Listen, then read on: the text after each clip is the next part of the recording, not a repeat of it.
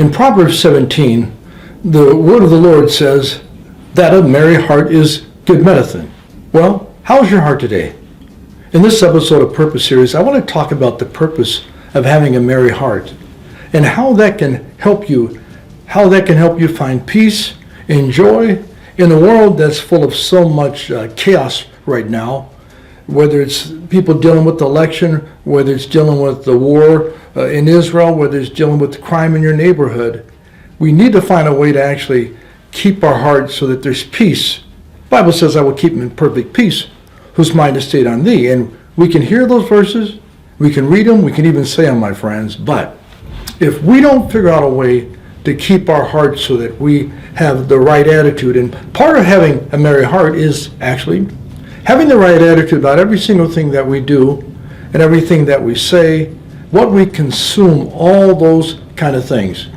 You know, there's been a commercial out there for years that says, what's in your wallet? Well, I say, what's in your heart, my friends? What's really in your heart? And if you want to have a good heart, if you want to be healthier, then you're going to have to work on having a merry heart. When you're ill or when you're really sick, a lot of times you'll go to the doctor. And what do they give you? They give you medicine.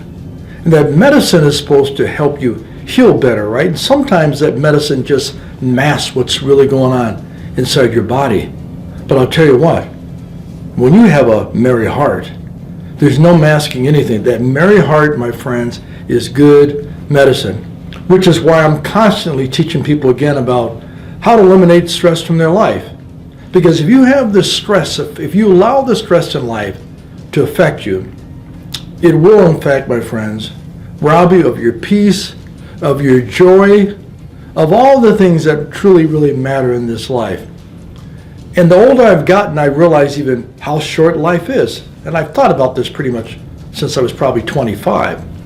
But hitting 70, right, it kind of rings home to you even more that life is really short, my friends.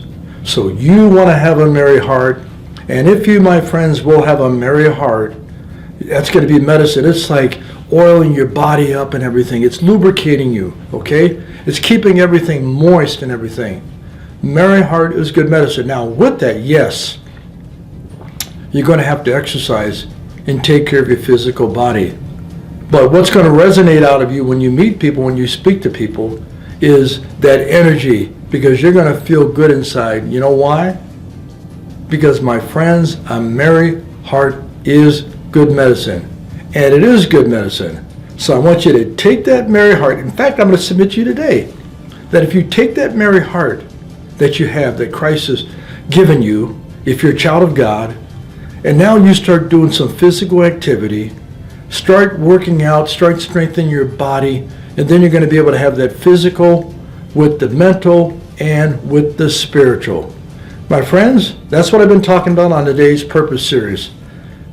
That a merry heart is good medicine, and you can have a merry heart today. And if you feel a little down, ask the Lord to just forgive you of your sins. Ask Him to cleanse you of your unrighteousness and restore that joy back into you. And then you too will have a merry heart. On that note, my friends, I hope that this has served you well. Have a merry heart and have a great holiday.